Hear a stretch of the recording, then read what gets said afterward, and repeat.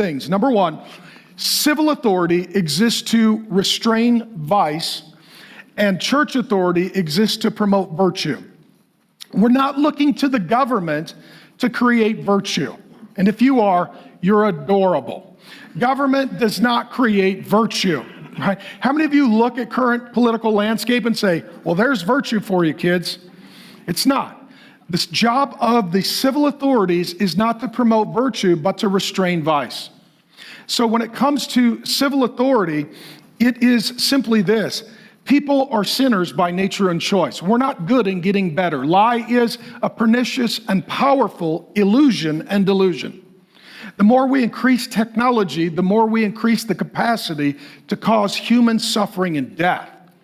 And so what happens is, in addition to the people we see behind them are at work powerful counterfeit demonic forces that are empowering them in what the Bible calls the world system to do great injustice, atrocity, and evil.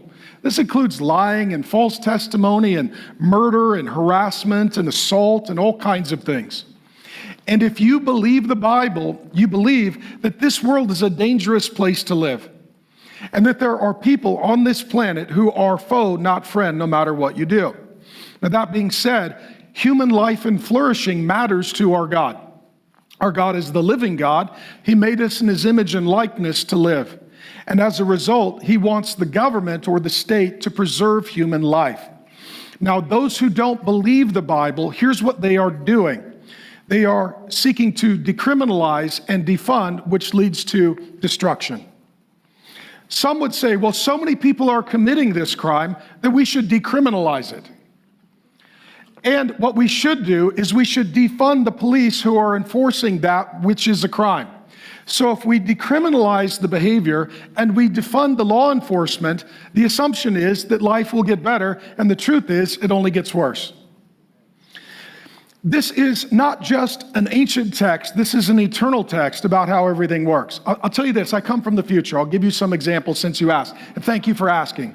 I said, Mark, could you please give me some examples? Well, I wasn't going to, but since you asked, I for sure will now. So I come from the future. I've not always lived in Arizona. I was talking to a friend of mine who pastors a church where I used to pastor. He was driving home, and I think he may have had his family in the car, and he was stopped by a roadblock in his neighborhood with anarchists who had their faces covered with masks, and they were wielding machetes and stopping every car to get to his house in America. So if you call the police will say, is there a threat to human life? No, because we only defend property. We don't defend property, we only defend human life. So they won't come. There's another guy I know. He was downtown. His business got looted in a riot.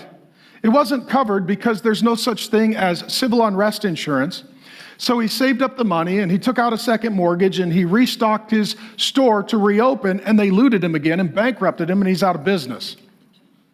Because they won't come to defend property, only human life.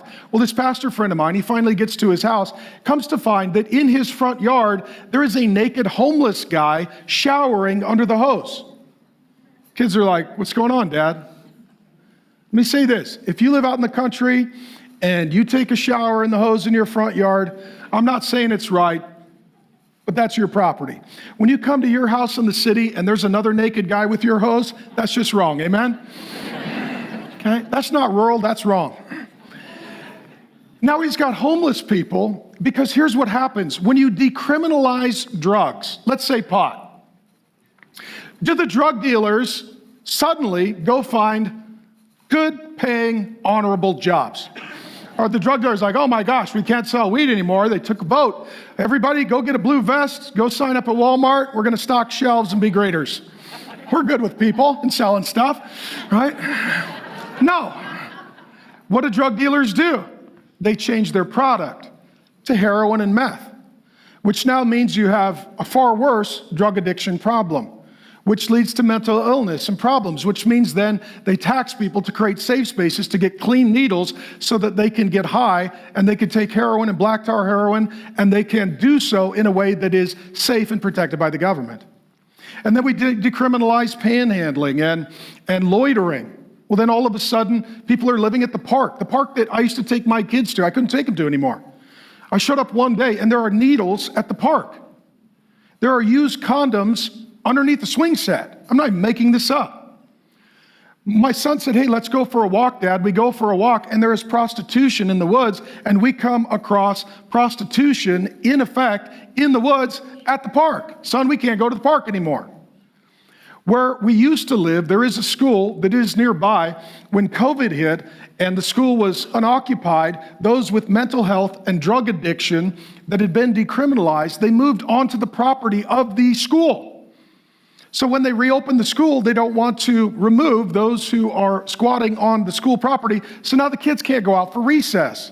What they can do is look out the window and see people doing drugs, having sex, and fighting, and sex trafficking, and drug trading at the school. I kid you not, at that school that is right near where I used to live, there's a big target, and there's a homeless guy, probably with mental health and drug addiction, and he's practicing axe throwing at the school. And the point is simply this: our God cares about human life and flourishing.